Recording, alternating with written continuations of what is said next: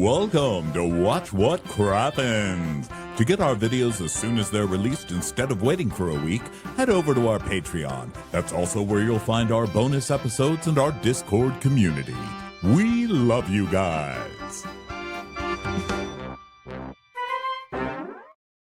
Hello and welcome to Watch What Crappens, a podcast about all that crap on Bravo that we just love to talk about. I'm Ben Mandelker. Today we are talking Below Deck. Ronnie is still out having the time of his life, and in his place, this is the first time this has ever happened. I have two people that are in Ronnie's place. One of them is alive, and one of them, if I can tell, looks to be dead. I think we actually have a dead body because we have the two hosts of literally the biggest podcast, I think, in the world, if not the biggest, like maybe number 5. I don't know. But like, it's insane. The hosts of Morbid, it's Ash Kelly and Alaina Urquhart. Hi, welcome to the show. Hello. It's nice welcome to be back. here. Hi, it's great to see you. Yeah, it's Alaina the dead body. So here's why I said this thing about the dead body thing, because if you're watching with Crappens on demand, which you can watch with patreon.com/watchforcrappens, Ash, you look like you look like you are dead and exhumed. Tell us about why you have this look going on today. you have a bloody gash on your neck, on your mouth, and on your forehead. Yeah, I have gone through a lot today. It's been a long day. It's been a long day. We had to record one of our listener tales, which you can also find on YouTube. Yeah.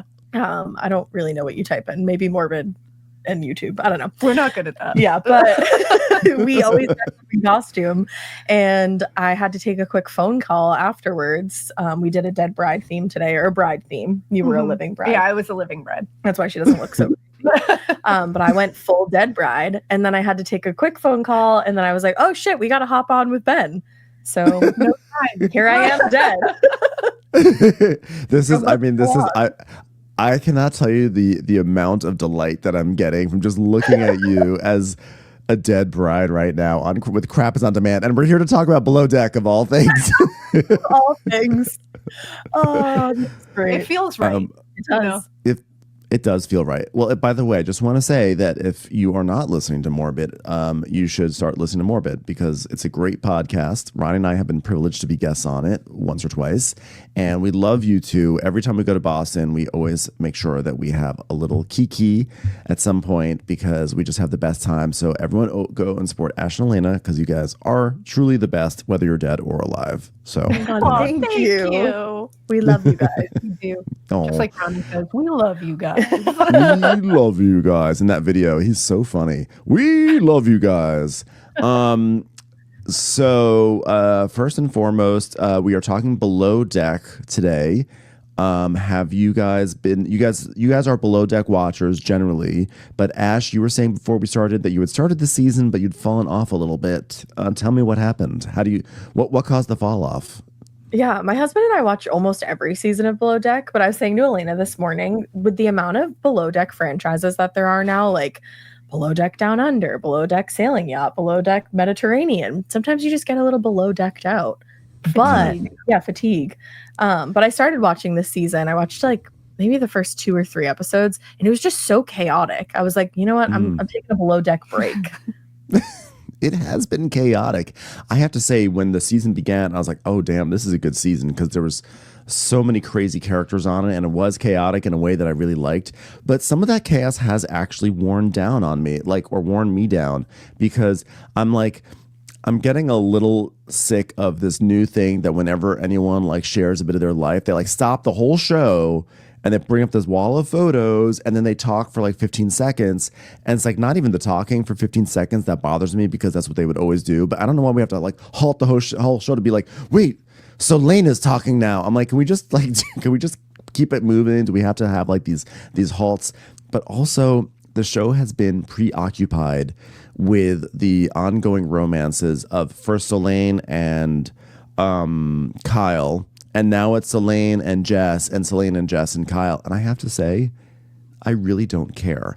I really don't care about romances on Below Deck. And it's like very hard for me right now because I'm trying to be a positive person. I love me some Below Deck, but there's just too much of this love triangle happening for me right now. I don't know how it felt for you coming back into it, but I feel like I've been dealing with this for like 10 weeks at this point, even though it's only been like 2 or 3.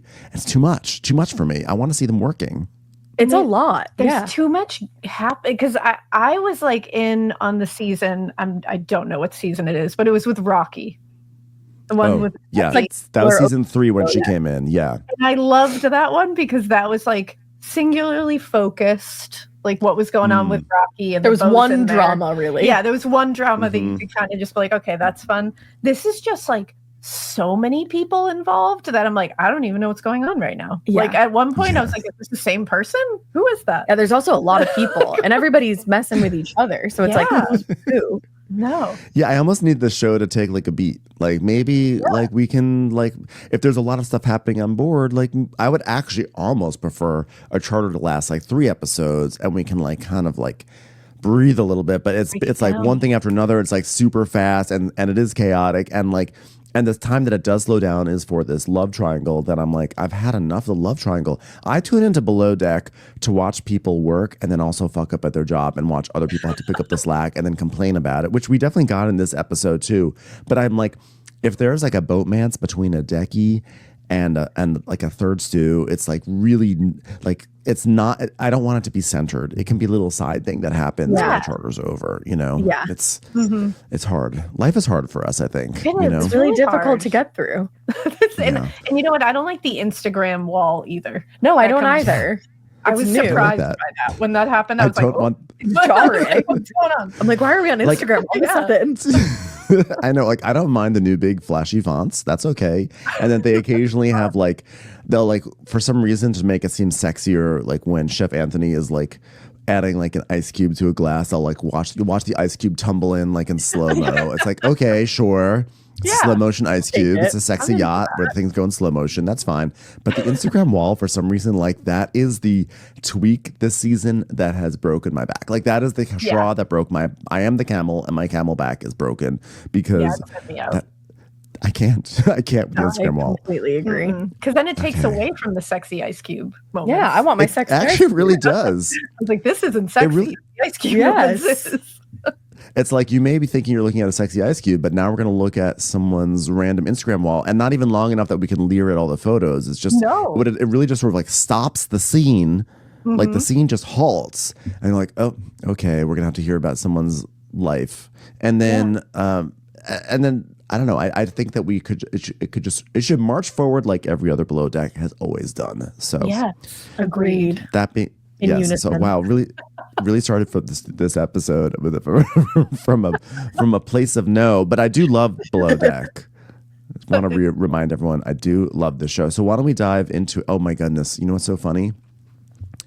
I downloaded the Real Housewives of Orange County notes. So imagine, like, okay, so the episode opens up with Shannon Beador playing with her dog.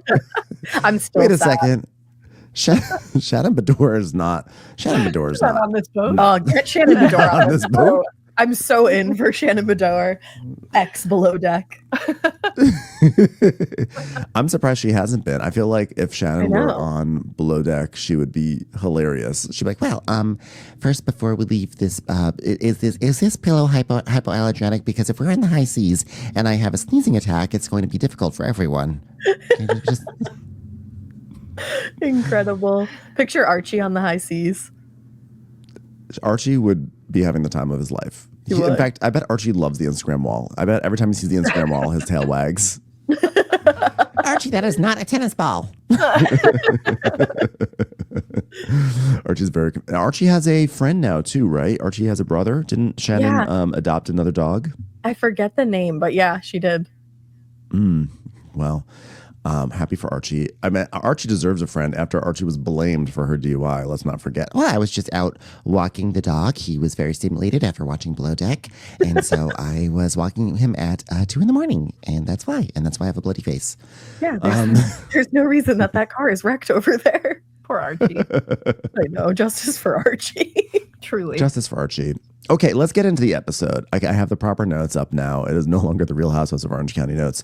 So, previously, so Selene and Kyle, we see previously that they've hooked up, but then Selene made out with Jess at the club, and then we also see we have a new bosun, by the way. So Kyle is gone. Thank God. He was terrible. I don't think you guys saw Kyle. I guess Ash, you saw a little bit of Kyle, but I saw a little bit. He seemed like he didn't really know how to manage a crew. I felt like his skill set, like he would have been a good manager at like a Starbucks. Yeah. But I don't think like a super yacht was like really where he shone, you know? Yeah. Which, kind of required for it's this. a fine line, It's a fine line between Starbucks and super yacht, but it's a line that must be respected. True. But we do have Hugo. So Hugo came on last week. And so Hugo is actually like a perfectly capable, he's like a good bosun. He's also very handsome, I'd like to add. So congrats to Hugo. He's got like the dark hair. Oh, yep. Yep. Tall, dark hair, big handsome. smile, Yeah. open relationship. Yep, Um, okay. Yeah. Messy. So the big thing from last week is that the guests, we have a set of totally obnoxious, terrible guests. They all run strip clubs, which doesn't make you obnoxious. That's just, just telling you a little bit about their history, giving some texture. Yeah, they were terrible. So they were on board, and one of their requests is that they want to have a concert on the dock. Just a casual request. It's very casual. A casual. I mean, why are you even on the yacht if you want to have a big concert on the dock? Yeah. Like at that point, get a hotel room.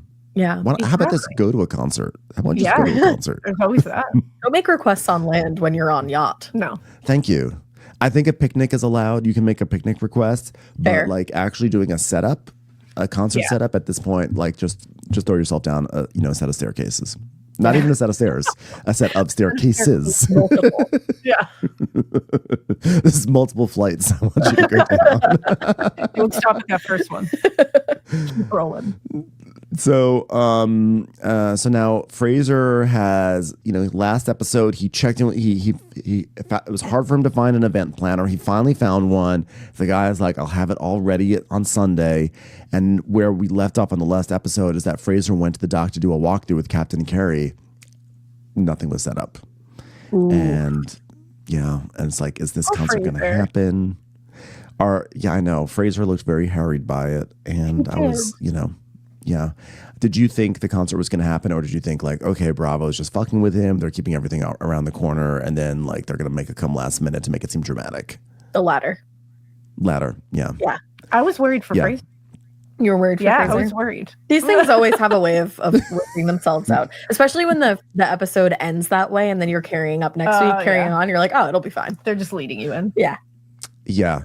And the thing is, the reason why I knew it would work out, because if it wasn't going to work out for the concert, if it was like 7:00 and there was nothing set up, that would have been the cliffhanger, I think. That's true. Not the walkthrough. Yeah, so, exactly. Good call. Mm-hmm, yeah.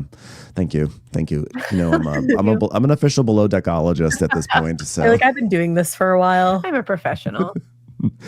I know when the cliffhangers are going to happen. So the event planner's like, yeah, everything's good, everything. And, and Carrie's like, well, we've got a lot of really demanding guests. So we've got a lot of pressure on us right now. And if there's not activity, we're going to feel the heat. And the event planners. Is that Carrie in the room with us? That was direct audio ripped. That was him. Please welcome our third guest. He's alive. I also love him. I love Captain Carey. Great. Yeah, I really like him. He's awesome. I love him. He is great. He seems like really capable. I like that he seems like very warm towards his staff, but also rules with an iron fist. Like he will, like, you don't want to mess with him at all. No. But if you stay on his good side, he's going to treat you with like respect. He's probably one of those people who puts both hands on his chest and then fans them out and goes, I give what I get. Give me respect. I'm not going to give it back. Probably does that was a so lot. real. That was so niche, but so real. You know his essence. Yeah. My specialty is Captain Carey demanding respect impersonations. I feel like of all the captains, he's got the closest energy to Captain Lee. Oh, And I Absolutely. I like Captain. I think he's like a really excellent whatever the word would be to say the next one. There's a nice word for that, right? It's not predecessor because that's the prior one. Predecessor is before capital E. What's the next one after? Successor. There you go. Guys, we're killing it. Look at us. We know things. Vocabulary. When you use successor with me, I'll use it back with you. That's how I work. The hands for me. He does that a lot. To the next level. It's almost like he's trying to show like his ideal breast size. So he's like, let me cup around and forward, like, show me respect, and I'll make a booby motion with my hands. Give me respect, I'll give it back to you. So the guy's basically, the event planner's like, yeah, that's fine. Like, we'll get this all set. It's going to be great. And, Carrie's like, all right, we just want to make sure we just dot out our I's and cross our T's. We've got a demanding guest here. And, as they say, when you're making a concert, I give what I put out, right? So what I'm getting back is what I was like, yes, Carrie. So Fraser is saying that they're going to be bringing Carnival. We're bringing Carnival to the dock for these guests, and a dock party is nothing without people. So I've asked the marina to invite their friends and family to join, but there's so much to do when you still need staging and DJs and bands and stilt walkers and Kleenex tissues and Reese's Pieces peanut butter cups and things like that. It's the most stressful day of my life. He looks like he's going through it. Every single day is the most stressful day of Fraser's life. I believe. I know. Yeah. I know. I'm starting to wonder, like, this is a demanding job, but is he maybe not like, managing his time properly? He's stressed all the time. He's very losing stressed. his mind. I can't say that I wouldn't be stressed doing this. Like, I could not do this. I would be Frasering. Fully would not be able to do this. Yeah. Because I also would have never been able to be kind to these guests at all. Yeah. That's like, a skill I would be able to hold that. I'd just be like, well, that's it for me. Bye, everybody. Yeah. But he looks haunted. Like, his eyes are haunted. Haunted is a great... He's seen things. He saw an apparition out on the seas, and it's like, I think that's why he's not good with his time management, is because he's distracted by the fact that he saw like a dead sailor floating over the waves. Yeah. He has seen a salty old sea captain just floating over. That doesn't leave you. That will stay with you forever. Yeah. He saw a Sealy. Do you know what a Sealy is? I don't think I do. This has stuck with me because in 4th grade, my teacher read us this book about that took place in like the what are those islands north of Scotland? Not the Faroe Islands. It's like the Shetland Islands. Oh yeah. And it was about Sealies, and it was like these. It's kind of like this. It was like a much less intriguing version of a mermaid. It's like people who are like half seal, half human, and then they like come onto the land and they're like mystical but dangerous. And no, I'm not about that. That's awful. Your version of a mermaid. Yeah, half seal. It's also possible that I'm saying complete bullshit right now because I'm drawing upon knowledge I learned from when I was a 4th grader. Listen, I don't know. You guys know Sealy? Though, as soon as you said it, I was like, it like hit a nerve somewhere. It sounded legit enough to scare the shit out of me. Yeah. So.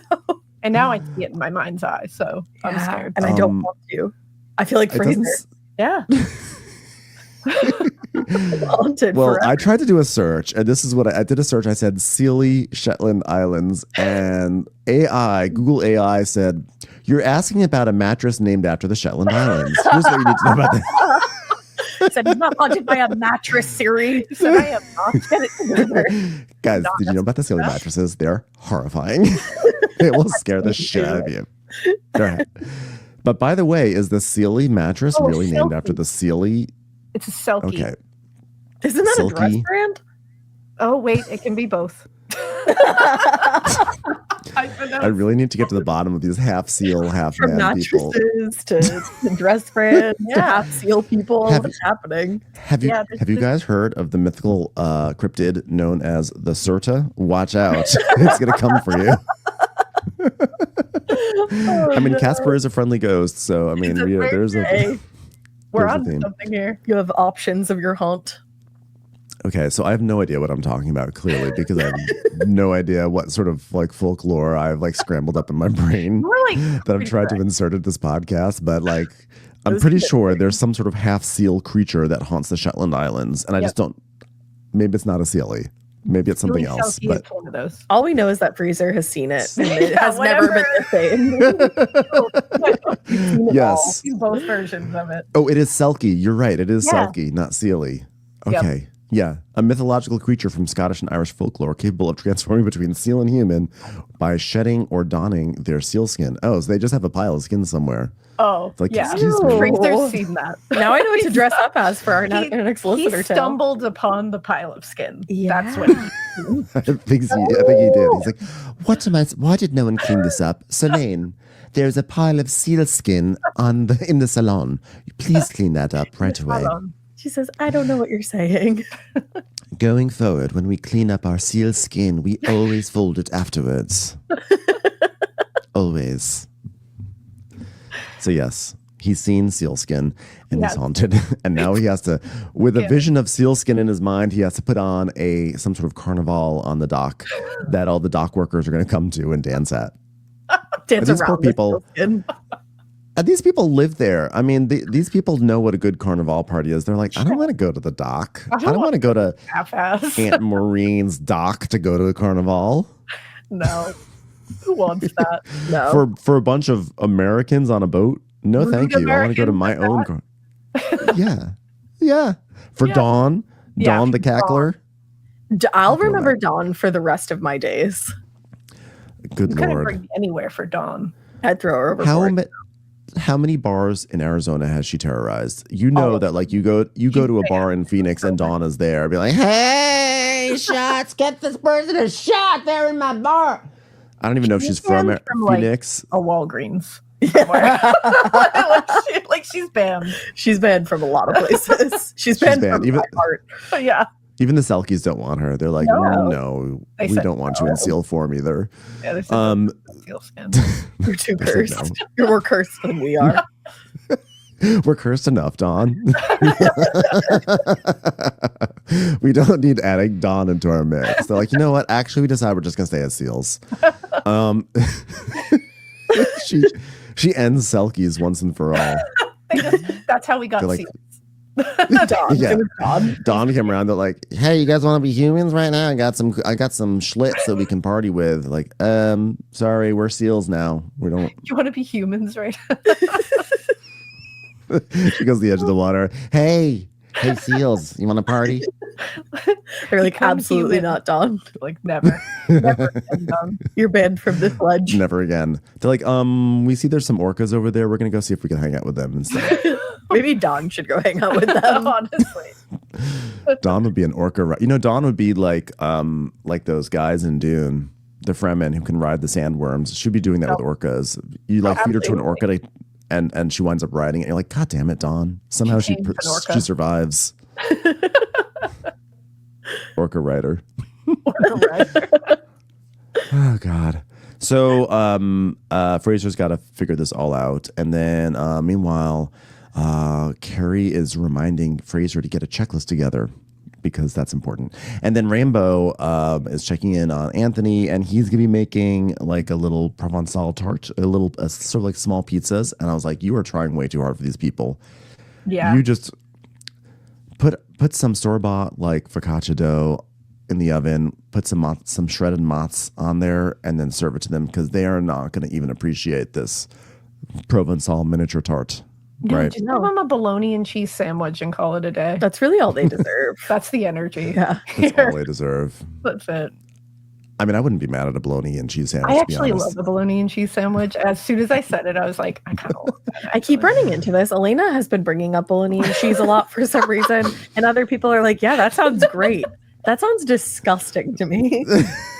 You're like, wait a second, I'm not going to cook bologna, cheese, and mustard. Oh, get out of here! That sounds actually quite good. I haven't had bologna in years. Me neither. I used to love it as a kid. I miss it. What is bologna? I don't want to know.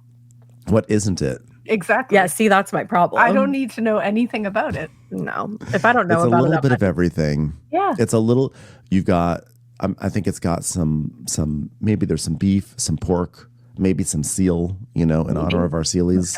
Yeah. No.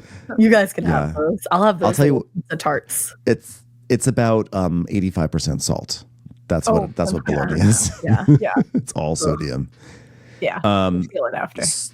So Anthony is telling us that tonight's like the VIP party, And he's like, well, I want to show my talent and I want them to feel, of course, a unique experience. But, I killed myself last season. But from what I learned in yachting, save your time. So I think it's better to keep it simple for lunch and be focused for a unique tasting dinner. So he's finally learned how to budget his time, which is great. It only took him a season and a half. So good for you, Anthony. Well done. Very happy for him. It's the vengeance that's carrying him this season. He really does have a lot of vengeance. And I don't know, I mentioned this on the podcast before, but do you know why? I have a theory on why he has vengeance. Why do you know what my theory is? It's because of Ronnie Karam. I think Ronnie Karam caused this plot line. And here's why. Last season on Below Deck, when the edit was that Anthony got in over his head, he couldn't do it anymore. He was also plagued with some grief over his father, and he started off strong, but he just couldn't keep up. And then he bombed out. And but Ronnie had this theory that I co-signed with, but I'm just give credit to Ronnie because he's the first one who really picked up on this. His whole theory was that Fraser kept on undermining Anthony. And so even though Anthony was not great, Fraser was the one who kept on making his life harder and unraveling him. And so that was what Ronnie was always saying. And the show was not presenting it that way in terms of the show was not presenting an edit look at what Fraser's doing. It's just Ronnie was reading between the lines. He's if you look closely, Fraser was unraveling him. Well, here's the thing. At the top of this season, Anthony says, when he comes on board, he says, Barbie called me and was telling me about how Fraser was, undermining me. And the thing is that Barbie last season was always liking our stuff on Instagram. So I'm pretty sure she was listening. So my theory is Ronnie hatched a theory on Watch What Crappens. Barbie heard it. Barbie told Anthony. And now Anthony has come on to the new season of Below Deck all pissed because he heard Ronnie's theory through Barbie. And he was like, wait a second, that's right. So I want to congratulate Ronnie because I think this is all because of Ronnie. Ronnie broke the fourth agree. wall of podcasting. Yeah. Ronnie, he full on he basically he got in there. He's like Monica. He's like Reality Von Teese infiltrating Salt Lake City right now. Holy shit. Oh my God. Yeah. He Isn't that controlled amazing? the narrative here. He really did. And I love that Barbie had a hand in it. Of course she did. Shout out to our queen. I don't know if it's true, but I have to believe it's true, and I'm gonna lean into it. That this Canon is in my brain now. That works for me. Yeah, he's a powerful man. There's nothing that Ronnie can't do. Right? Nothing. I agree. He's I'm so proud of him for doing this. And with Barbie by his side, the two of them could get it all done. They could fix what's going on in our country right now. Ronnie and Barbie. I believe it. They just got to get together. Ronnie could. Ronnie would literally Ronnie would go to Washington and be like, what are you guys doing? You know what? I've had enough of this. Okay, I worked in a bowling alley growing up, and this is bullshit. This is bullshit. He would just go in there and he would point his finger at everyone and he'd get shit done, and then Barbie would do something too. Yeah. Barbie would be effective in her own way. Yeah, she would. Yeah. She would do her thing. Moral support. Precisely. So, meanwhile, we see Barbara. So this season we have Barbara, not Barbie. But Barbara is talking with Fraser, and he's freaking out because he's not getting anything from the event planner. So then Fraser goes up to Carrie and he's like, well, my event planner went quiet on me, but here's a picture of the stage. He's like, well, I thought the stage was going to be higher up, but I guess this will be okay. It's just a wood plank and some linens. That's fine. I guess we'll do all right with it. I don't know what sort of stage they were thinking they were going to be getting, like a Coachella stage in 3 hours. Yeah, when he said he thought it was going to be lifted, I was like, did you? Did you really think that? Because I didn't. He had high hopes. I'm not even there. He had literal high hopes. Yeah. So then, meanwhile, Rainbow and Selena are having another one of their scenes. Poor Rainbow, she's really trying to connect with the other women, but she can't. Poor Rainbow. Because I know. One thing, I don't know, Ash, if you saw it in the earlier episode or if you'd already tuned out by then, but Rainbow shared a story about growing up in Holland. Did you hear this? Yeah, where she said that when she and her sisters would fight all the time, so her dad brought them to an island in the middle of a lake, and like said, you have an hour and you guys can like tear yourself to pieces. And then after that, like no more fighting. That's extreme parenting. What? That's what they call extreme parenting. Damn. If It's your like- girls ever start fighting, Yeah. you find her. You find a an lake. island. Yep, and In you take them Holland. there. In Yeah, Holland. specifically in Holland. I think Yeah. I think the Dutchness of it makes it sort of like elevates the stakes. It right? does. Yeah, I feel like And- Yolanda Foster Damn. might have done this as well. I was about to say this is what Anwar, Gigi, and Bella had to do. Yeah, that's why they get along so well now. That is. They figured that it is out. If you That's want to have your almond for dinner, first you have to fight it out on island. That's like they just like create Thunderdome for these kids and are just like, all right, come out normal. Seems like it did something. I don't know. I don't know if it I think worked. it gave her anxiety is what it did. Yeah, high functioning Yeah. anxiety. Yeah. 3 mortals enter, 1 mortal leaves. Don't hurt Gigi. She has the most promise. Yeah, but Rainbow, so she's like really struggling this season to connect with the other women. And you can see she's like trying. It's like she looked up on like the same AI that was talking to me about mattresses. It was like she asked Google like, how do I relate to other women? And Google was like, that's a great question. Here's something you can do. You can hug a lot, or you can ask nice questions, or you can smile, or maybe give a kiss on the cheek. So she's like been trying to do all these things in this like robotic way, like that doesn't really match the context of the moment. And now everyone's just weirded out by her. So actually people are more distant from her than ever before. So here she is again trying to connect. And she's talking with Soleil, and she's like, so what's your least favorite dish to wash? Which is, of course, a question that, like, The most What? wild question. Like, who asks that? Of all you're putting things stuff in to the connect, To dishwasher. be honest, that would throw me off as well. I'd be like, It what? did throw Celia was like, what? She was like, I She's don't like, I understand nothing. Can you She repeat, said, "I understand please? She understood. She was just like, I don't want to answer this stupid question. when she said I understand nothing, she meant like I understand nothing you're doing. I don't understand your approach. It would have been weirder if she was like forks for sure. Like boom, answer. The sad part is I'm like, what a weird question. And yet I would love someone to ask me that because I love answering questions like that. What is your least favorite dish? What is your least favorite dish to wash? Oh, Do you I guys wrote have this one? in my notes. Yeah. I hate washing. I have slow feeders for my animals, the cats and the dog, and they're disgusting to wash because you have to get like in the crevices. See, mine isn't a dish. Mine is a spoon. Oh, because I it, don't like it it. flings I the think- water back at you. Always. Yeah. But I think a spoon count. I think in this case, like dishes is like holistically, Yeah. like when you're doing dishes, like what are your least favorite? I think a spoon counts. Yeah. You also, by the way, Alaina, you also don't have to be a monster and put your full force of water on the spoon. I mean, use some judgment, please. I know I can't help it though. I feel weird turning it down because then I feel like it's not clean enough. No, you know what it's all about? Like, I don't know what You can really get into the semantics here. It's about the angle at which you It hold is. it. Yeah, I've learned to like do it to the back of the sink. yeah. It Yeah. doesn't go right in my face, but if Yeah. I'm doing it quick, boom. Yeah. Every time. Mom life. It is. I you know what I don't like washing at all? Ooh, I'll tell you what I hate wash. I got 2 things now. They're all flooding in right now. I say this, by the way, as Dom is upstairs doing dishes. I can literally hear him doing dishes. I wish Rainbow was here. I We know, really she could connect on a deeper Yeah. level. I'm like, she is so weird. Now let's spend 10 minutes answering her question. But I do not like washing a wire rack.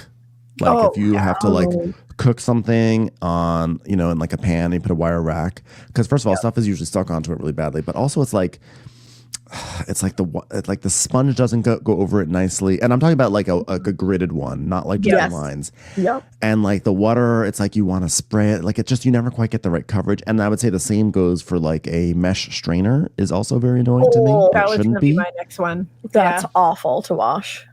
Really annoying. Salad spinner is oddly very annoying to wash because it's got like, Yeah. again, lines.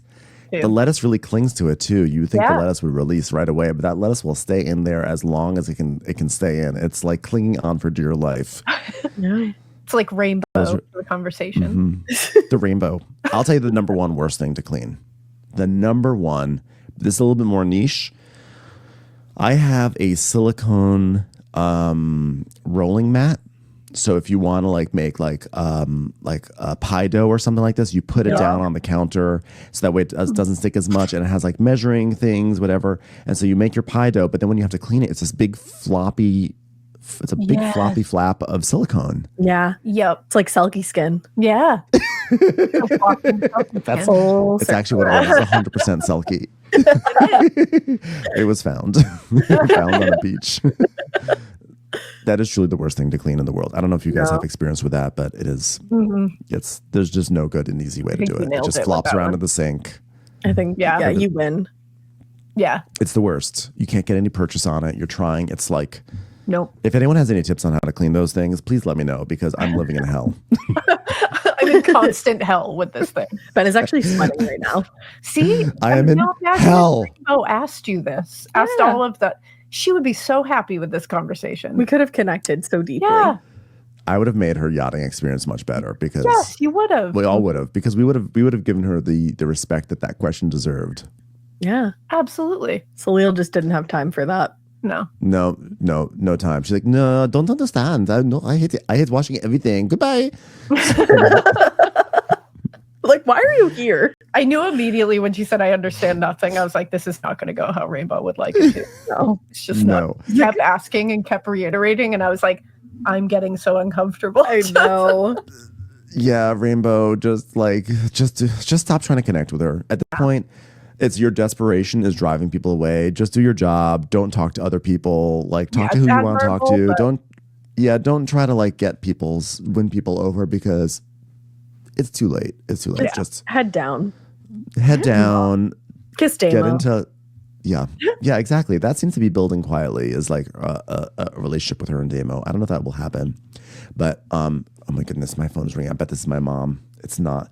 I put everything on Do Not Disturb, and I cannot tell you the number of vibrations I've been dealing with on my watch and my phone during this entire podcast. Everybody's notifying anyway. You know how they give you that option? I'm surprised our mom hasn't called. She always knows when we're podcasting. She actually just did. Stop it. Did wow. She? Yeah. I literally felt the vibrations. It was right there. My parents... Because of course I have them whitelisted. They can get through Do Not Disturb, and it's like literally every time it's like that phone rings. It's like the lights go down in the theater, and then that phone starts to ring. I'm like every single time. Yep. They know. Okay, so now we have like Rainbow gives us some background. By the way, we get the Instagram wall comes flying up.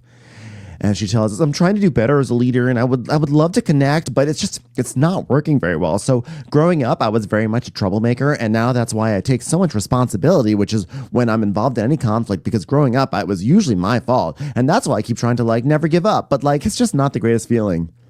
That was what she needs some rest. I'm sorry, that made no sense.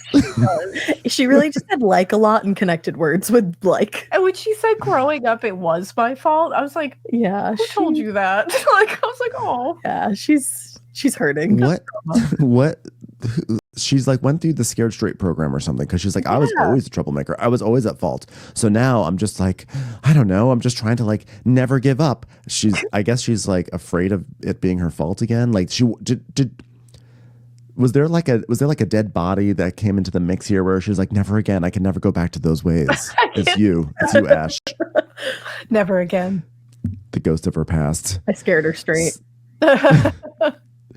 So that was like a little insight into what makes Rainbow tick. And then now the boat is approaching approaching the dock. And this season, the boat every single time has to go through the world's tiniest little gap. They make this stupid ass bridge. I'm like mad at this bridge. Why do you build the world's smallest drawbridge in front of like Yacht Plaza? Like there's so many yachts coming in and out of this thing, and you decide to make a bridge that like you have to like slide through. They did. I'm mad. I'm horrified by this bridge. I don't want to drive on it. I don't want to be near it. I don't want to look at it. No, I hate it. I think they should take it down.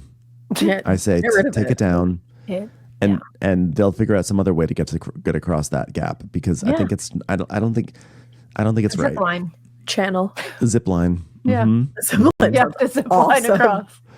Or here's an idea. How about a drawbridge that spans the entire gap, not just the little corner of it that the boats have to go through? How about that? That seems much better. That makes sense. That's what we call thinking right there. That's what we call innovation. Yeah, big thinking. Not just thinking. So really why I'm annoyed is because it means that every single episode we have to sit through them being like, are we gonna hit the dock? Are we gonna hit the bridge? Because they never hit it. But we have to sit through like 10 minutes of them getting the fenders out and calling numbers like 54 meters, 3 meters, 2 meters, there's a turtle, there's a dolphin. Oh, we're fine, everything's okay. Do you think they're gonna hit it at some point this season? No, because if they were gonna hit it, they would have shown it in the previews. That Bravo cannot help themselves. That's true. That's very valid. There was one season of Sailing Yacht where remember they hit the dock, and they used that footage so much, like it was in every single promo. It was like all the time. They just showed that dock crumbling over and over and over again. Like if Bravo can show like a crash, they will do it. Yes, no, that's a good point. Yeah, they'll do the best that they can. So they make it in. It's fine. And now they're still concerned about setting up this concert. And so Carrie's like, well, I don't see any guest requests as being unreasonable. I just see it as layers of difficulty. I had this one guest who wanted the sunset on the left side of the boat and not the right side of the boat, so he spun the boat around. I'm like, that does not compare to building a concert. That's a false equivalency. It's a little different. Also, that's like literally the most doable. That's a very doable request. Turning the boat around. That's like literally his job is to move the boat. Like that's easy. You move the boat around. This is a concert. Yeah. So I'll say this up there. You know, look, man, this is tough. Am I right? So they're setting up and everything. Anthony's figuring out. Oh, Anthony and Fraser have a spat. This is a really tense moment. I don't know if you caught this when you guys were watching. Oh, yes. But yeah, Anthony was like, Fraser, we still planning to have dinner at 8? He's like, well, it could be between 7 and 8. All right, but I need to know what time. Well, between 7 and 8. All right, but I want to know what time I make a magic happen. There's a lot of shit to do. He's like, well, how about between 7:01 and 7:59? Well, I need it a little bit more narrow than that. How about 7:30? He's like, fine. Well, we could do it at 8. He's like, but I want to do it at 7:30 now. But what about 8? I was like, oh my God. It's like you guys are just fighting to fight at this point. Oh, they absolutely are. They hate each other. Because I love that he said between 7 and 8, and he was like, "No, I need to know." And then he was like 7:30, and he was like, "How about 8?" It's like you lit 7:30 is between 7 and 8. Yeah, they ended up at the same exact spot. Yeah, I'm like, it all worked out. So Anthony is really, he's spiraling because he's like, bro, you really need to chill out. This is what he tells us. He's like, so I've been doing this job for a really long time and I don't need babysitter. I also have some questions like why I got fired that way. I hear on podcasts that I was being undermined. I don't know. I don't know. Someone from Texas was very angry at Fraser and I decided I'm angry too. So, Ronnie Karam. Not sure. That is what I hear from Bobby. So Jess and Solange are flirting and making out and stuff. And Solange is telling us that she's definitely like way more attracted to men. But like she's like, oh no, Testosterone is so raw. But with Scottish, I'm not closing door with him. But I really don't know. We all kiss here. Really don't care. Really don't care who Solange is attracted to it right now. I'm like, fold your sheets and wipe that surface. Go find your favorite dish to wash. Yeah. Yeah, how about this? How about you find some preferences on what you like to wash? Yeah. How about you reveal that you have thoughts on these things? Go because connect you know what? If you're Debbie, yeah, connect with Rainbow. How about that? She deserves it. She does. She does. She's trying to connect with you. You should connect back with her instead of connecting with other people while you should be working. So there's still there's a lot of time setting up for this concert. They continue to set up. Plates are going out. Performers are arriving. It is starting to look a bit more like a concert. And so then finally it's time. So Fraser radios the interior. They round up all the guests and they have to be at the Sky Lounge in 10 minutes. And they get up there and they open up the VIP lounge to the deck and the concert is there. There's like 15 people there dancing. They try to make it look like it's like really big concert, but you can kind of see it's like 30 people, Yeah. Yeah, I think that might be generous. Yeah. Yeah. But it's cool. I mean, there are definitely people on stilts, and there's like fire dancers, cool. And there's a lot of activity. Like it was a thing. They pulled it off. But then I was like, so you guys are doing this whole big concert on the dock just so you can watch it from the yacht? Yeah, like you're just gonna stay on the yacht. Because I did not see them go. Yeah, we're out there for like maybe 5 minutes. They were like, "Hey, okay, we're gonna go back on the yacht now." Yeah, like they went to bed at 9:30. What did they? Yeah, I was shocked. Yeah. Because I was looking at it and I'm like, oh, the whole crew has to stay up until they go to sleep, huh? And I was like, I would struggle. Like I'd be like, you guys got to go to sleep. Yeah, sometimes they stay up until like 2 a.m. It showed them going to sleep, and it said 9:30. You don't strike me as the kind of people that go to sleep at 9:30. I know. I was shocked.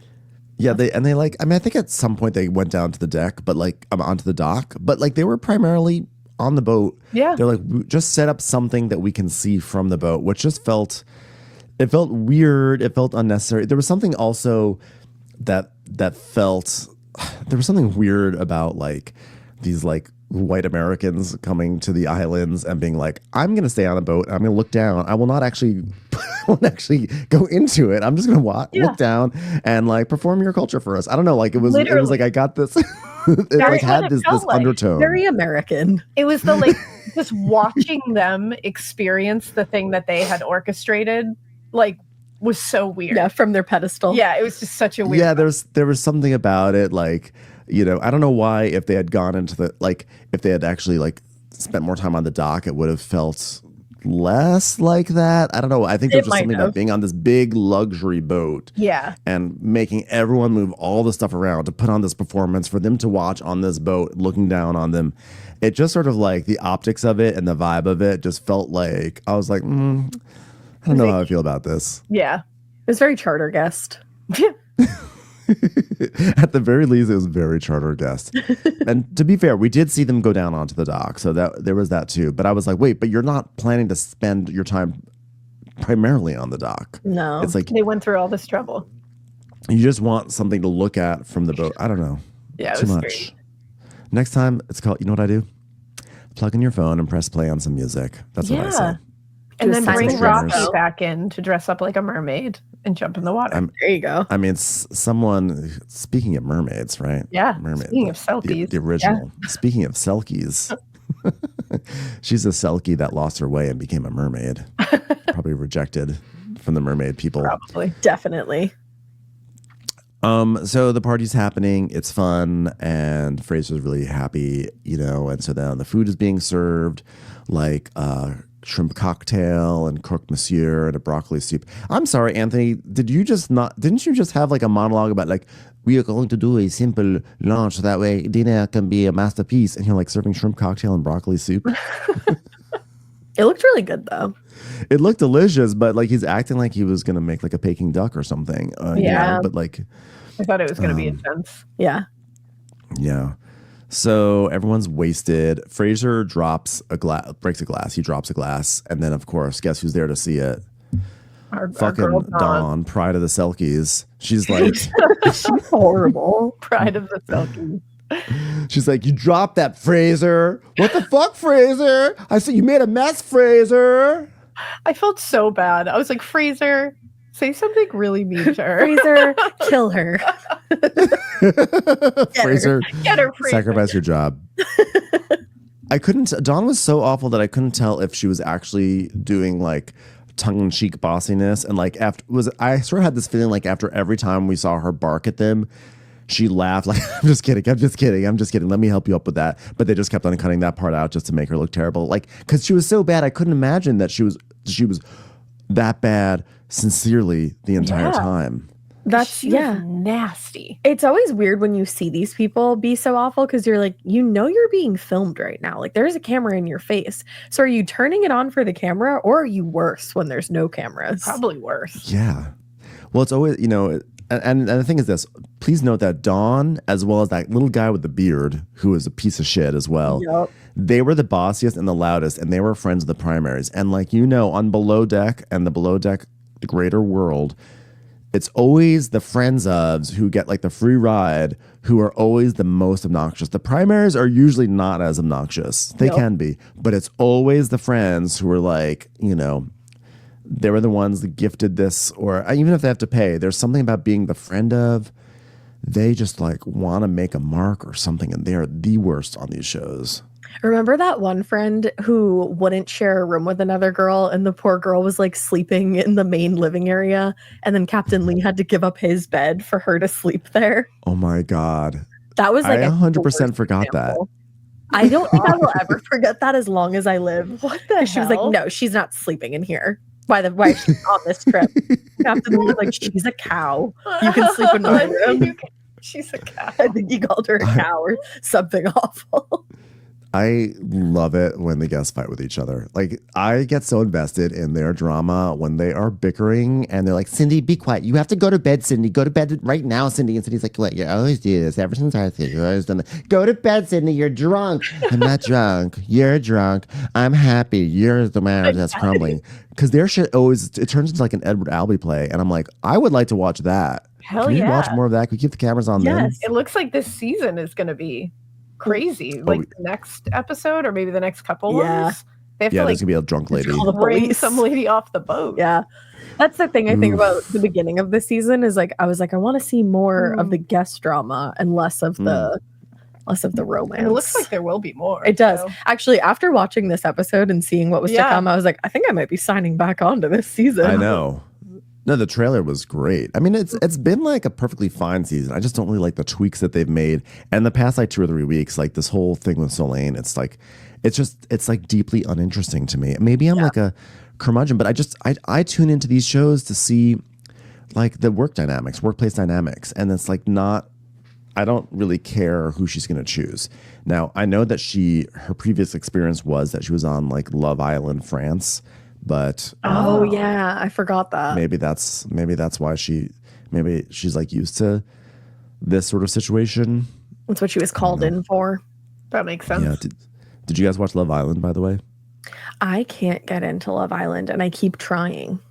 I have not tried, but I feel like I want to. I want to so desperately, and I'll continue everyone to try. talks about it. Yeah, so I'm like, I feel like I'm missing out on something. Same. Wow, I really feel like Rainbow trying to connect with people.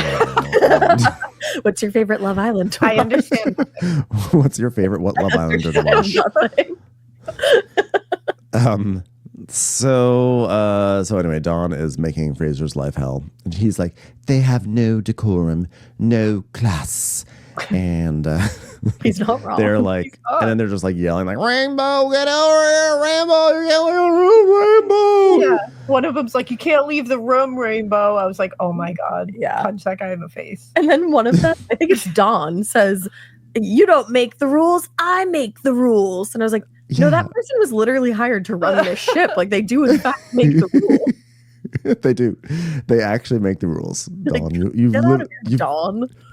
Dawn makes 0 rules. I don't know who Dawn is. I don't know what her job is. I want to actually go back to the previous episode and like zoom in on the preference sheet because sometimes you can see what their jobs are. I know that they all run strip clubs, but I don't know. Does she deal with the day by day? She's not a stripper herself, I don't think. I think she's just sort of like running shit. I think she comes by and she drops off the booze. She's like, I got some booze for you guys. Have a great night. Have a great shift. Or she's like the mean lady in the back that like makes the lineup. Yeah, maybe she's the DJ. She's like, all right, everyone, coming out next is Cinnamon. Get out there, Cinnamon. I'll make the rules. You're next. You don't make the rules. I believe it. Then Rainbow she's stressed. You know she's stressed because she literally wears it all over her face. She's like, oh. I know. And she like her eyebrows go up and she like her eyes get big and she's like, I don't know what to do. So she's asking where So is, which is Solane, and Solane is off talking to the deck team because of course she's flirting with them, etc., with basically Jess. And so Fraser is like, I think it's like a mid-season situation where things have been going so good, so you feel like you can sit back and fucking do nothing. And Rainbow's like, yeah, it's like kind of demotivating for me, like I'm not about to cry, but I'm gonna cry because I still don't know what her least favorite dish is to clean. I mean, there's so many options. I could have helped her out with that. Colander? Could it be colander?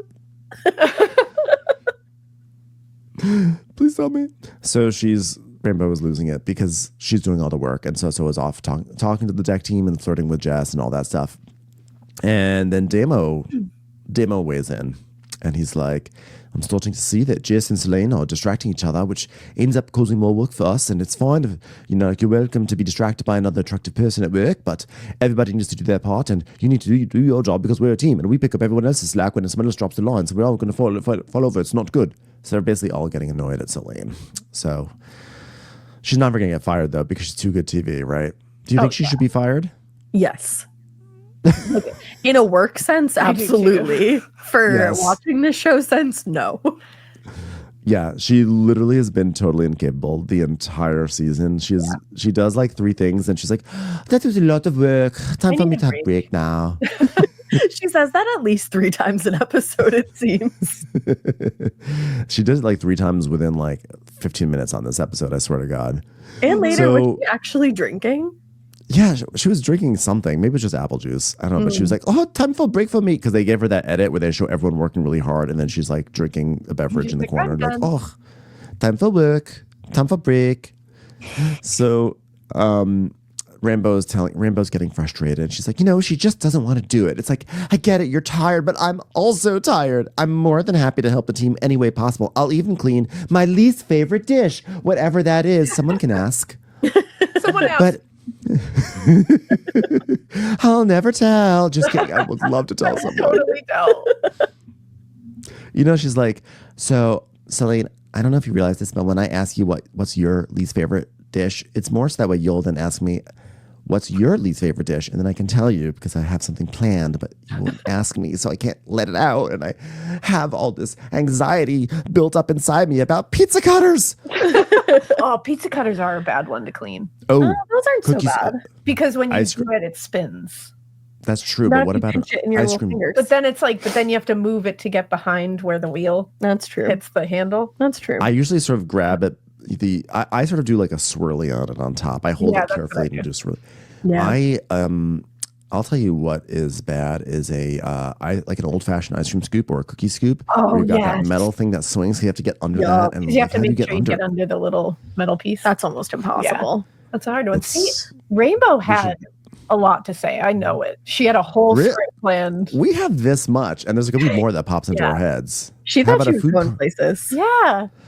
She should have a podcast. Like, we thought that was a strange question to ask, but I'm thinking now, and I'm like, was that the ultimate conversation starter? Because, when you it's really the only thing I want to talk about.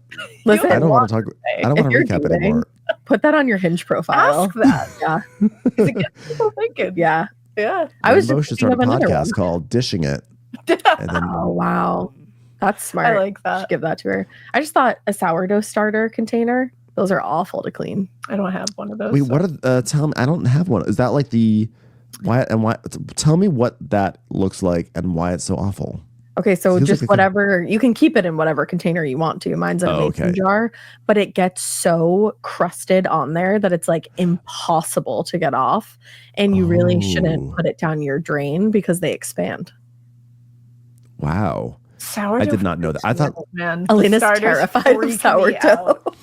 Because she'll be like, oh, I have to feed my starter. I'm like, what do you mean you have to feed it? Like, what? Hungry. What? And then you're going to make me bread with it? Like, I just can't. But I like to call it selkie flesh. Silky flesh. Feeding my silky flesh. Very nice seal. Always like that. And it like tells you when it's hungry, doesn't it? Well, it doesn't say like, hey, I'm hungry, but there are characteristics where I can tell. I think it would be better. What are the characteristics? It gets like super, like it gets bubbles on top that almost look like soap bubbles. That's when it's like super duper hungry. Oh, and also when you open up the jar, it goes, feed me, Seymour. I mean, it does make it goes, feed me, Seymour. Feed me all night long. He's like, you know what, later. I have to go talk to Rainbow about what her favorite dish to wash is. Her least favorite. Do you make a lot of sourdough or do you just have a starter there just for? No, I do make a lot of sourdough. She does. And it's really good. Yeah. Thank you. Wow. Yeah. I demand some next time I come to Boston. I will bring you some. I make really good sourdough discard chocolate chip muffins. Oh, yeah. I'll bring you those. What's the discard part of it? So the discard is discard. Just your like unfed, like It's unfed starter. See, this is the stuff I never ask because I don't. But I thought you're feeding your. Why would you not? I'm so confused. That this malnourished. And I'm a baker, but I'm like, so you have. Wait a second. It sounds you a have lot your more starter. complicated. How do you than not it feed is. part? Don't you feed all of your starter? Isn't it like just either like the starter is fed or the starter is not fed? Well, so the starter is fed, and when it's like really eaten everything or like in the process of eating everything, it doubles When it in burps. size. Yeah, kind of, because it does sort of burp. It bubbles, and that's what when you get the good bubbles, that's when you want to use it for like your sourdough bread. But then it goes back down once it's kind of like eaten everything. So then it's unfed, sort of. And that's the discard. And that's when you can either use that for a recipe or you can throw it like a discard recipe or you can throw it away. It's inactive starter. So you want to use it. You want to use it when it is fed and it's big. Right? When it's active, if you're making sourdough bread, because that's when your bread is going to start rising. Okay, so you feed it, it gets bigger, and then when it's big, you use that to start your bread. But if you decide not to use it, it's going to go back down again, and then it can become discard, which is, by the way, honestly quite rude. Let's be like, it's a horrible thing to say. Like, I haven't fed you, therefore you're a discard. It's like, I've been waiting. Don't call me a discard. I'm sitting here in my jar waiting to be fed. See, I use my discard. I don't discard my discard. I really hope that we pull this entire sourclow clip and like put it on, make a video out of it, so that way you can give a sourdough tutorial while dressed like a dead bride. Maybe I should. Then that will be my YouTube channel. There you go. Dead bride bakes. So anyway, the point is Rainbow is going through it as usual. So she's like, but Rainbow is also. She's a passive-aggressive boss, too, because she's like, oh, my God, Solane, great work today. You know what? Why don't you go to bed? Oh, but first, can you clean all the toilets? Thank you so much. I kind of loved that. When she did it, I was like, hell yeah, She Rainbow. said, that's what you get for not telling me your least favorite dish to wash. Yeah, next time, tell me your thoughts on food processor blades. Maybe I'll help you with the toilets. Yeah, honestly, it's like punishment. That's what you get. So, but of course, Solane like does nothing. She's like, no, I'm going to go to bed. So then Rainbow is up until 5 a.m. or so. Actually, just 2 a.m. still. But then up at rough. 5 again. Yeah, they're up because she goes to sleep at 2:30. Then it's 5:45 in the morning. Anthony's waking up, and he's gonna make some lobster Benedict, and everyone's getting ready for some morning service or whatever. And then Barbara goes up to Hugo and she's like, can I ask you something? And he's like, yeah, what's up? She's like, you're in an open relationship, right? He's like, yeah. Do you like someone here? I was like, what? I was what is this nosy questioning on Charter? I was like, Barbara, do you like him? I thought you were a lesbian. I felt like the producers were like, hey, Barbara, go ask Hugo about his open relationship since he's late to the show and we need to get him talking about his personal life. Let him mention it again. Probably that. Yeah. And then he's like, well, are you their pimp or madam? And she's like, I am a matchmaker. I was like, what are you talking about? What is this matchmaking without context? Because we didn't see anyone say that they like Hugo, right? I think she did this on purpose, though, to make it seem like So-So liked Hugo. So then Hugo would flirt with So-So, and then she could flirt with Jess without having to worry about So-So. I think she kind of masterminded. I kind of love that. I do too. I kind of really love a plot. Barbara is, I think, I love Barbara, and I think it's like 90% her hair. No, it absolutely is. Her hair is gorgeous. Her hair is amazing, and her personal style when she's off the yacht is also great too. It's like, I'm like obsessed with Barbara. But I just had no idea what she was doing here. Like, I was very confused. She's like, I am matchmaker. She's like, so I have to speak with you because before I spread gossip. He's like, my team's got it covered, right? Because they're both still fighting for one. So I don't want to get mixed up in that. And she's like, yeah, but you like Solane, right? And he's like, yeah, she's pretty. She's like, okay, that's not the problem because we still have another one. I was like, what are you talking about, Barbara? What's going on, Barbara? I haven't seen enough scenes to support this conversation right now. It makes no sense to me. So then, of course, we get like Instagram wall of Hugo, and he's saying that he's in an open relationship, and he's like, I'd be lying if I didn't say that Solane was attractive, but I just see so many hands in this pot. I was like, damn. And he also said, Talk about a dish that's difficult to clean, huh? he said it's not that it's a turnoff. It really just shuts me off. And I was like, is that not a turnoff? I was like, wait, what? Not a turn That's off. about as It's a little different. it's a shut off. Worse somehow. Not a turn off, just a shut off. Yeah. I guess he's saying I'm still attracted to her, but I am not going to pursue it. I'm shutting off my pursuing. I'm not going to go down that path. But yeah, it's a strange turn of phrase that he used. So yeah, he's saying he really wants to connect with people, and that's the most important factor. I was like, good luck on this cast. Yeah. Okay. You may connect to that. You see how hard Rainbow's having it. I'll tell you about it. I know. If you want to connect with people, I hope you're not bringing your dish cleaning banter, because that's not going to work. It's not the A game. Do we work with us, the three of us? Yeah, with that. You would pop off. Oh, yeah. Gangbusters with us, but everybody else. We will talk about it. We will talk about everything, but not with this crew. Good luck. They don't. Good luck. Good luck talking about soap and scum. So anyway, by the way, have you guys covered on your podcast any really good maritime murders?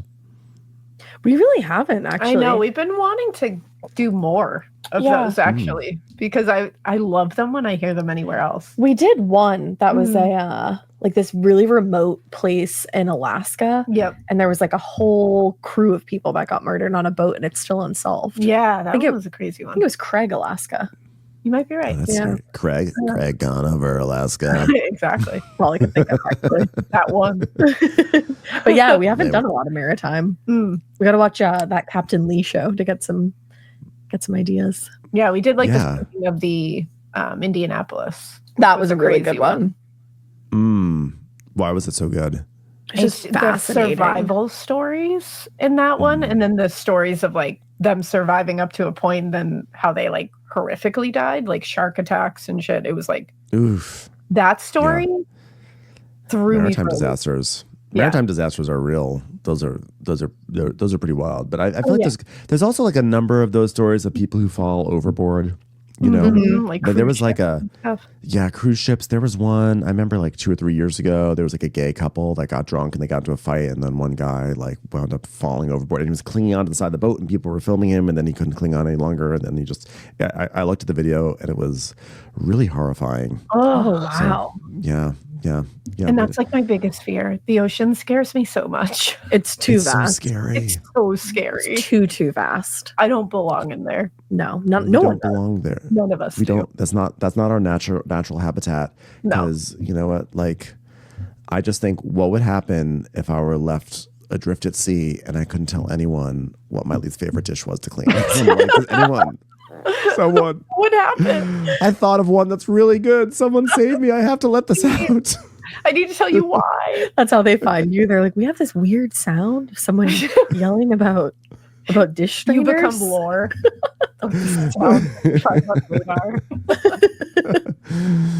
Garlic presses. They're so annoying. No, I just don't. I'm an earth sign. I belong on land. Yeah, I'm an air sign, so I guess I'll go to space. I don't know what I am, but what's your sign? Sagittarius. Oh, you're fire. Oh, yes, fire. Volcano. Wait, does that mean I want to go to volcano? Like, what is that? But by the way, Alaina, yours is the only sign that actually makes sense. Like, I'm an earth sign, so I want to be on land. But the rest of us is like, I'm a fire sign, so I want to throw myself into a pit of fire. That's not true. Does it mean you're fiery? Yeah, it just means you're fiery. Because John's an earth fire sign too. Yep. I think when people think of me, Ben Mandelker, they're like, look at that fiery guy. Look at that. Look at him going to look at him as he opens up his latest copy of an Ina Garten book. I love fiery that, personality. Wait, do you know your rising sign? I don't. Not to turn this into an astrology moment, but no, I would love to hear it. How do I find out what my rising sign is? Do you know what time you were born? I think around 8:30 or something like that in the morning. Okay, text me with that information later, and I'll tell you your rising sign and your moon sign. Okay, I would love to know. Important. Your big three is very important. I'm pretty sure my rising sign is sourdough. actually. Fed sourdough, not discard. Sad fed, just a sourdough. Okay, so back to what's happening on this boat. So Carrie congratulates Fraser for doing a great job.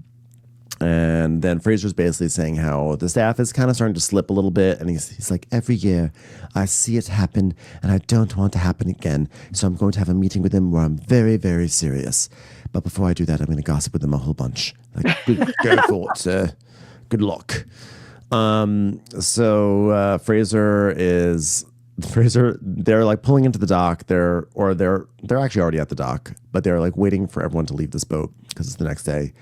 And while they're waiting, Fraser and Kyle are sitting on like a staircase, and inside they hear Dawn be like, ho, ho, ho, ho, ho. Like, that laugh is going to haunt me for the rest of my days. It's chilling. Be able. It is chilling. I woke up hearing it. And there was also like 3 seals at my door too. I was like, what is happening? So weird. They said, take her. We will not be continuing on this woman. Yeah, no, she's terrible. She is just the worst. So then they're all like lining. Well, they haven't lined up yet, but everyone's sort of like gathering together. And Fraser's like, he's gossiping with Barbara. He's like, so guess what, Barbara? I just heard some gossip from Kyle while we were both listening to Dawn's awful, awful laugh. When we picked up the guest, So said, and Kyle had a kiss in the bathroom. And Barbara's like, oh, okay. I don't think Barbara really cares that much. I know I don't care personally. No. I don't think that Fraser should be gossiping with his second or his third. I thought that was I was very shocked by that. unprofesh. Yeah. Yeah, I feel like I don't think it's like good to be gossiping about another stew to the other stew when you're the one in the position. In your own department. Like, that's going to cause some issues. But that's what he kind of does, though, because he did it last season with Barbie. He would talk shit about Barbie to anyone who would listen. That is absolutely correct. So Barbara tells us that she loves Jess and everything, but like she just is worried that Jess is going to get hurt because like she's definitely had that experience with like straight people that like, you know, they like to experiment with like, you know, they like to like experiment with a girl. I should say straight women. They come experiment with a girl, then go back to guys. And I definitely feel like that's probably going to happen with Solange. What do you guys think? 100%. Oh, 100%. Yeah. Yeah, this is definitely going to happen. So the guests say goodbye. They give their tip and everything, and they're nice enough. They're like, thanks for everything. It was great. So then Kyle goes over to Jess and he has this like weird moment where he's like, "So, you got a minute, Jess? Can I have a quick word with you? Quick word. Okay, I don't know about you, but I'm terrified. I feel like I heard the sound of the Selkies all trot along. Those are my people, you know. Anyway, so you beat me with a punch with Solange, right? So I was a bit gutted, however. Like, she has been sneaking kisses with me throughout the past charger, so just want you to know that." I was like, what sort of posturing are you doing? Trying to intimidate Jess out of this love triangle or something like that? Like 100%. I don't know. I felt like it was he was really sulking a lot all episode about this love triangle too, which I don't know why that it sort of surprised me a little bit. I sort of thought he'd be like down for it, but he did not like it at all. I feel like he falls so hard though. Like even last time with Barbie, he was like all in. Yeah. And so Jess is like, yeah, I mean, I guess I owe you an apology. I just, I should have spoken to you about it. I'm just having fun. I'm like, I don't think that she owes him an apology because I don't think he would apologize to her if it was the other way around at all. No, and in fact, I don't think so. In fact, when Solange was showing that she was interested in Jess, he still was trying to get kisses from Solange, and he was unapologetic about that. So I say, Kyle, deal with it. So that was my moment of sassiness. Fire sign podcasting, everyone. Watch out. So fiery. So fiery. So then Fraser is talking to Solange and he's like, "So, did you kiss Scottish?" And she's like, "No, I really don't remember." It's like, stop that. Stop being bitchy, She's like, "Oh, I was washing toilets. I don't know. I was confused. I panic. I don't know. Did I kiss him? I don't know." So they all sit down for the tip meeting. That's like the extent of you. That's usually what her interactions are like. I don't know. It's crazy. I don't know. I don't understand. So Carrie is like, all right, everybody. Quite a charter. A lot of challenges involved. Incredibly amazing. Kind and friendly guests. Just kidding. They were the best guests I've ever met in my entire life. What more could you ask for? A little bit of respect because, you know, what I give, what I get. There we go, the booby motion. Just a little special extra one there. You did great jobs, everyone. First charter with us. So good job, Hugo. You took a lot of pressure off my shoulders and you've done a great job. Everything was great. Great times. But I'm starting to see some complacency now. Got a twist. Thought this would be a nice tip meeting. Guess what? I'm seeing complacency. Now is not the time to just flatline, which is why you all are going to get 2 days off right now. So that way you can flatline off the boat. All right, enjoy, everyone. So they get off the boat. See you in 2 days. What'd you say? You can literally die off the boat. Just as long as you're back in 2 days. Flatline the fuck off this boat. Just get back to work. I don't care if you're dead. Come back as a ghost because this teak needs some wax and those sheets need folding. We need ghost maids around here. So they're excited because they're gonna get 2 days off. They're gonna also have a villa. So they're definitely trying to create something here. Like usually they have like 1 day off and they just get to leave the boat and go to like a club and they come back. But it's 2 days in a villa. So they're gonna have kind of like a little bit of like a real world or summer house experience for an episode, which should be nice and chaotic. So Jess and Barbara are talking and Jess is like, so what kind of coffee do you drink in the morning? She's like, coffee? She's like, well, I have my specialty. Why? She's like, because I was going to bring you coffee this morning, but I didn't know what coffee to drink. I was like, so, you know, a lot of exciting things are happening on this boat right now. Yeah. She's like, do you have a favorite mug to drink your coffee in? Well, and she was doing it in front of So-So there. It was like a little bit of a flirty moment, right? They were like, was it she trying to sort of make her jealous? 100%. Because she just heard from Kyle. Yeah. Everybody's messing with everybody. Oh, yeah. Your theory is really sounding good. That she's trying to have Hugo come in to steal away Solane, so that way Jess is free to go with Barbara. It really makes sense now. Think that's what it is. After that coffee interaction, after talking about coffee, I was like, oh, it's clear. She's up to something maniacal. That was a maniacal coffee interaction. It was. It was out of control. I think so. Somebody should get her. So Fraser, now it's time for him to have his serious meeting. Everyone, it's time to have a serious Fraser meeting. Is everyone ready? Listen, I know we had good comments from our guests on departure, but I wasn't happy at all. I think we can do better. I think we become really comfortable. And to that effect, Barbara, could you sit up for me, please? Oh my God. I was so angry. It bothered me so much that she was just laying down. Like, what when I say that we doing? become comfortable, I also mean you're literally too comfortable in this meeting. I need you to be somewhat. Imagine laying down while your boss was telling you something. Yeah, if your boss is like in an angry face, then you have to be like, sit up straight. Yeah, just sit up. Yeah, that's all. Just engage a bit. Yeah. When I said comfortable, I didn't mean it literally, but now I actually do. Please sit up, Barbara. Okay, okay, please take that blanket off. Stop snuggling on that stuffed animal. Okay, thank you so much. I was shocked. Yeah, that was a lot.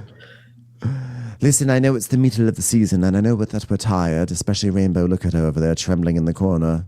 She keeps asking me about plates, and I don't understand what her issue is.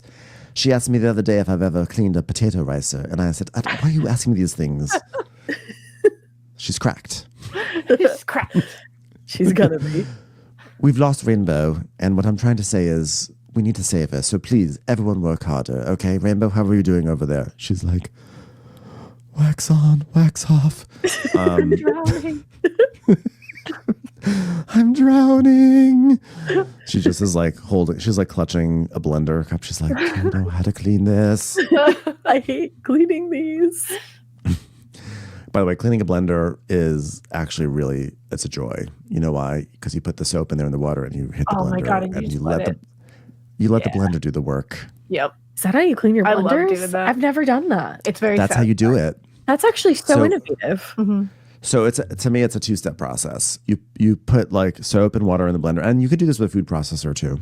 But you put soap and water in the blender, and then you whir it up. You let it go for 30 seconds. But I also got from OXO one of those like long brushes So there's usually some stuff that's tough. So you go in there with a brush afterwards, but then you're set. The blender is like a 2-second clean. It's awesome. Does not have to be does not have to be an enemy to you anymore in the kitchen.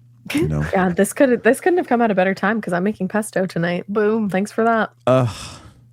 Literally the best time ever. A pre-pesto cleaning plan. I'm so excited for you. Couldn't ask for anything. It's a big more. day for me. Will you be serving it with sourdough bread? Please say yes. Oh my God, I should. You I don't know actually if I have a loaf, but I'll try. You better start feeding that sourdough starter. That's what I gotta say. You better feed it now. Can't leave it to the discard. Don't. Okay, so then Selene is cleaning and she's doing a terrible job as usual.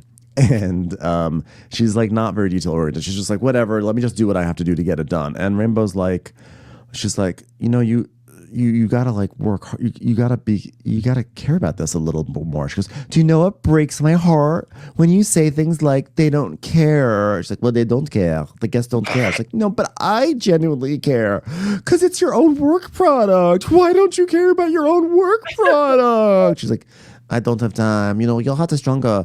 Otherwise, like, don't do this too much. You're not going to pass 30 years. You're going to die because you care too much. which is fact. When she said you're gonna die before 30, I was like, whoa. It was a read, but it was true. Rainbow needs to like breathe a little more. It was the most apathetic read too. She was like, I don't care. I really don't care. One thing about Everything she Shaleel said, is she does not care. I do not care. She does not care and she does not understand. Why are you working harder? Because I don't care. Selene then explains to us her whole life motto. She's like, I love risk and adrenaline. When you feel like when you're little children, they say that, and you do something bad, for example, and your parents told you, Selene, stop eating all the chips. And they told me no. And I was like, yes, no, I eat all the chips in my room. A lot of packets of chips everywhere, chips everywhere. Like, yes, the adrenaline rush of eating chips when you're not supposed to in your bedroom. I'll relate. I love the adrenaline. What happened with her and the chips? What, like... There's something deeper there. She tells the chip story as if this was a universal thing that happened to all of us. Like, like when you like have like a bunch of bags of chips in your bedroom one night and you're not supposed to. And I was like... You just eat them all. I mean, I definitely had like, I snuck a cookie here and there as a kid. That's normal. But like... When she's like, when do you have bags here, there, everywhere, bags of chips. Oh, I live for the adrenaline. I was like, have I lived? Because I have not had that experience. Not if you've not had that many chips, no. Today, we're all going to the supermarket, grab not just one or two, maybe like 6 bags of chips. Yeah. And don't tell anyone and bring them into your room and see what happens. Even if you live alone. Even if you live alone, call someone, and then when they ask you, like, hey, what are you up to? Be like, nothing. I'm just in my bedroom doing bedroom things. Don't tell them about the chips and just feel the rush. Not eating chips, that's for sure. Society is about to have a pivotal shift. Do not eat the chips. So, she loves that. And meanwhile, Kyle is flirting with Selene, and he's like, oh, so live your life. You're the one making the decision. You're the one. You're making your own bed. You're making your own bed. And she's like, what? Why is my bed in this conversation? And he's just like, never mind. Like whatever. He's like, because he's like flirting with her. Also, there's really no world where Selene is going to make a bed voluntarily in a situation. No. When he says like, yeah, because he's like trying to make her feel bad for being in a triangle, and he's like, you made your own bed, and she's like, I will never make my own bed ever, no matter what context. I've never made any bed. Don't plan to. She's like, did he see the chips? The chips I've been hiding in my bed. Don't look at my bed, there's chips. There's not Speaking of making beds, Fraser now is complaining that there are there are still sheets in the bed in the primary, and so Selene's like, oh well, Rainbow was in there. She put it all in a bag, and Fraser's like, Rainbow, the sheets from the guests, were they on the bed? And she's like, yeah. So why weren't they all done and taken to the main salon? Why not? And she's like, well, I just have a lot of work. And they're basically like, Rainbow said she was going to take the sheets down, but she didn't take the sheets down. Look at Rainbow slacking, which is so obnoxious that Selene would do. Throw Rainbow under the bus when Rainbow's picking up all the slack for her. Mm-hmm. That was real mean. It was a bitch move. bitch move. So of course Rainbow starts like, of course, losing it. She's like, oh my god, I'm like giving like 100%, and like, why is it like not good enough? Is there something wrong with me? Like, what the fuck am I doing? Like, let me know what I can do better. And she's like, not now, guys. I can't have you guys watching me make this bed right now. She like closes the door behind her. It's a lot. She has a lot of feelings. She does. She has so many feelings. That was so shitty of them. I know. They all need to go to that island in Holland. Yeah, and fight it out. She's like, are we anywhere near there?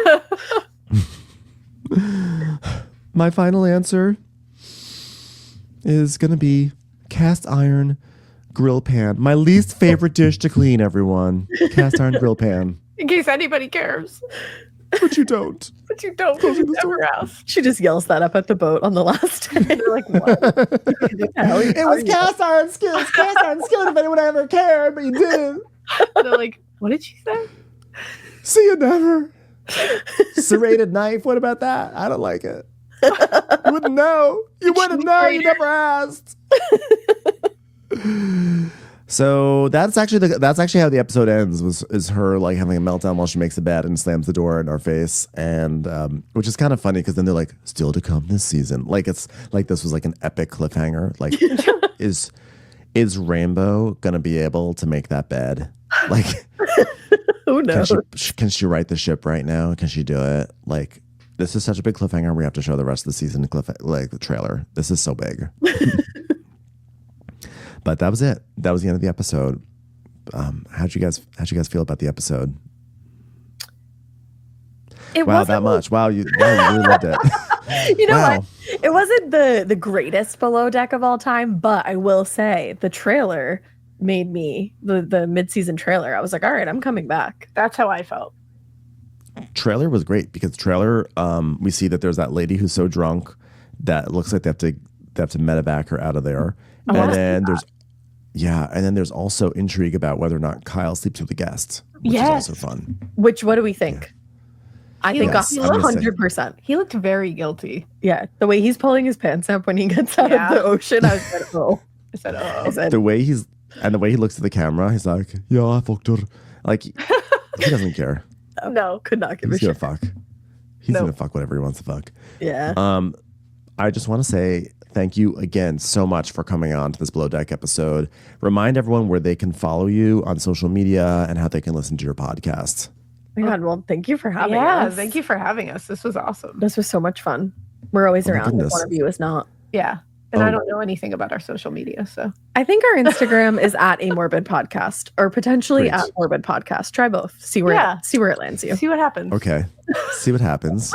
You can find them at number one Selkie fan. So yeah, definitely. Definitely there. You can find us washing our least favorite dishes.